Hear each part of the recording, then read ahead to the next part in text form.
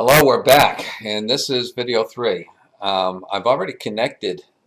You might only see the top of my head from here on in. I just want to make sure I get everything. Not see the top of my head, is what I meant to say. I've connected the unit up to the oscilloscope, and I've turned it on. It's already flashing. I can turn it off, and you'll see the scope pulses go away in the background. You can see. I'm going to bring it back on. You can see the pulses up there. And you can see the LED flashing. The flash represents the length of time that the pulse is high, right there. And I control the duty cycle by just turning, and you can see the pulse getting wider and wider and wider and wider. Because it's such a slow frequency between the camera and the oscilloscope, you're not getting the best video. But you can see the line stretching across the very top. That means the pulse width is very, very wide. As if I actually sync it, channel 2, sync, norm, boom. Yeah. Well, that makes it a little more stable.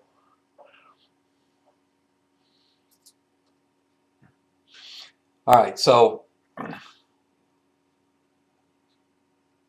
you can see the pulse width. So I'm now turning it down, turning it down, turning it down, and you'll see, you're looking at 2 cycles, by the way. And you can see I'm making that very top line getting really, really, really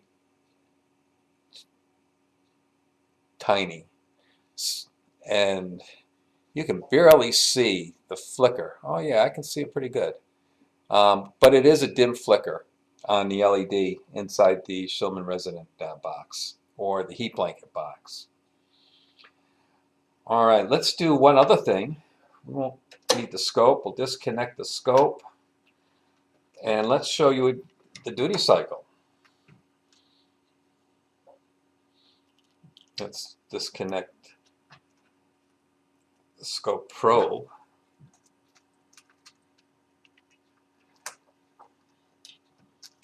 And I have an ECTEC here. If I haven't mentioned it before in any of the other videos, this is an all-in-one meter. It has capability of reading capacitance, voltage and current, and AC and DC frequency. It's a nice little meter, 39 bucks. Bought it from Jameco.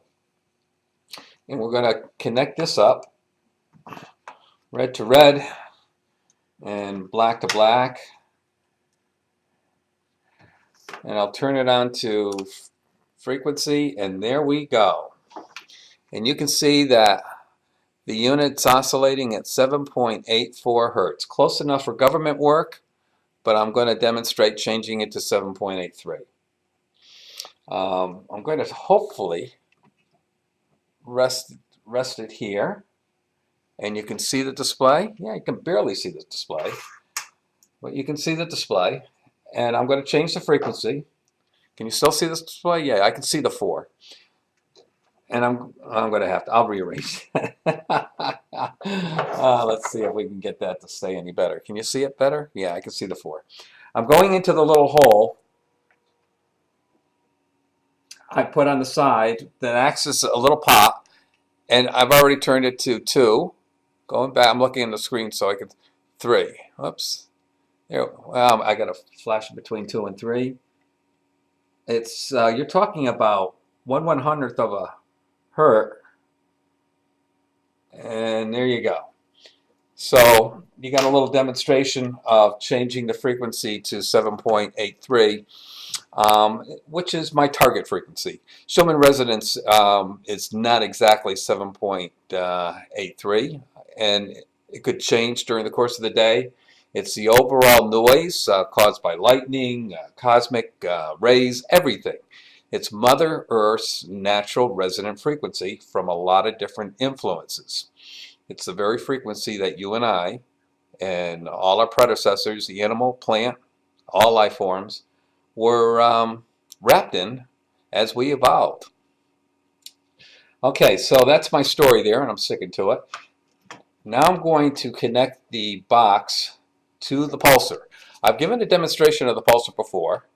On one side it's got an AC outlet, The orange wire in this case is plugged into an outlet at the back of the table, and it has a input right there.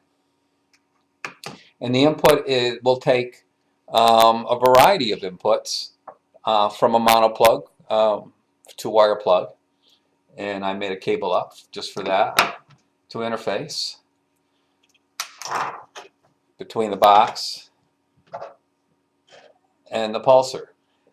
The pulsar will also, the pulsar will also take a MP3 player that you can pre-record wave patterns on, mixed wave patterns, anything. Schumann's, there's various health frequencies, 4 hertz, and 442, or not 440, but not the Nazi frequency, but a little bit above or a little bit below. I think there's a frequency that has been touted to be interesting and healthy and whatever. So now I'm going to plug in the heat blanket. So the heat blanket, nice and warm. Heat blanket's warming up really nice. And it's flashing already because I had the whole unit on. If I turn it off, no blinking light, no drive to the pulsar. Obviously the heat blanket's off. When you turn it on, first thing it does, it initializes a timer in there, and the timer starts a 10-hour clock. And at the end of 10 hours, it will turn the pulsar off, which will effectively turn your heat blanket off. A nice way to preserve your heat blanket. Most of the controllers that you buy that come with a heat blanket have that automatic feature of turning the blanket off, but not all of them. I've lost a couple of heat blankets over the years because I left them on 24/7, and they don't last as long as if you turn them off when you're finished with them. So this will turn off the heat blanket after 10 hours. You don't have any control over this. It's fixed. I came up with 10 hours, sort of arbitrary. Most people need to get 6 to 8 hours, but some people need to have 10, and they can have a nice warm blanket.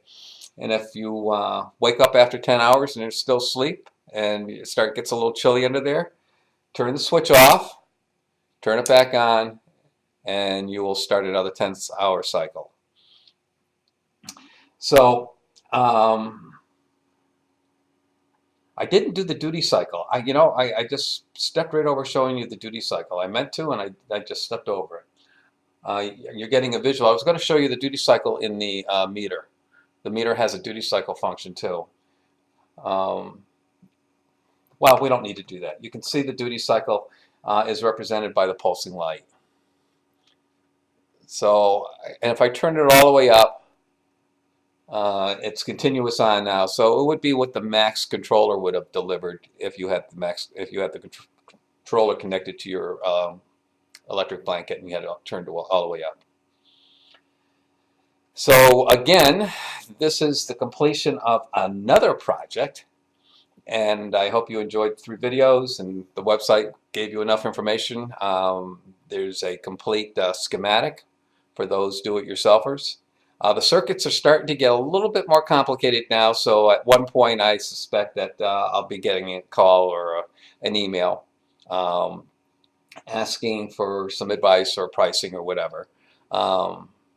So here we go. I charge by the hour, and I got these things down to a science. Some of these devices I can build in less than an hour now. All right. Have yourself a nice day, and we'll catch you on the next project.